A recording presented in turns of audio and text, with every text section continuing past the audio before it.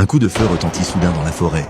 Emma se précipita derrière sa voiture pour se mettre à l'abri. Elle aperçut alors un vieil homme poursuivant une jeune femme. De toute évidence, celle-ci avait été enlevée. Seule et démunie, Emma n'osa pas affronter le ravisseur directement. Elle attendit donc son départ avant de sortir son téléphone pour appeler la police, mais découvrit qu'il n'y avait aucun signal dans cette zone isolée. Elle rassembla aussitôt son matériel de pêche, décidée à rejoindre la ville voisine pour alerter les autorités. Hélas, sa voiture resta bloquée sur une légère pente, incapable d'avancer. En venant pêcher, Emma avait demandé son chemin à cet homme et connaissait donc l'emplacement de sa maison. Elle se posta dans les bois à proximité et attendit patiemment que le ravisseur parte en voiture. Elle s'approcha alors, espérant libérer la jeune fille, mais la porte était verrouillée. Il lui fallait trouver une autre entrée. Après avoir fait le tour de la maison, elle finit par apercevoir la captive dans la cave. À cet instant précis, le ravisseur revint avec un second véhicule. Emma se dissimula dans un coin et surprit leur conversation. Elle apprit que la femme du ravisseur était atteinte d'une maladie incurable et que les reins de la jeune fille étaient incompatibles. Voilà pourquoi il l'avait kidnappée. Résolue à faire échouer ce plan odieux, Emma promit à la jeune fille de ne pas l'abandonner. Elle laissa volontairement un gant sur place avant de regagner sa voiture pour élaborer un plan de sauvetage. Peu après, l'épouse du ravisseur remarqua le gant par terre et comprit que quelque chose n'allait pas.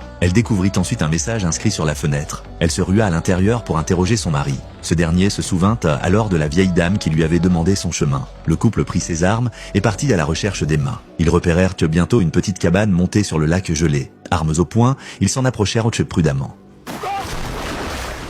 Voyant les ravisseurs tomber dans son piège, Emma courut vers la maison pour libérer la jeune fille. Mais celle-ci avait les mains enchaînées à un poteau, impossible à défaire sans outils. Emma monta alors à l'étage et ouvrit tous les robinets. Elle sabota également tous les appareils de chauffage et jeta la literie ainsi que les vêtements chauds du couple dans l'eau. Ainsi, les ravisseurs tombés dans l'eau glacée n'auraient ni vêtements de rechange, ni moyen de se réchauffer. Une stratégie redoutablement efficace. Emma sortit ensuite chercher un outil pour briser les chaînes. Soudain, un coup de feu claqua. Le ravisseur l'avait touché au bras. Ce film s'intitule Dead of Winter.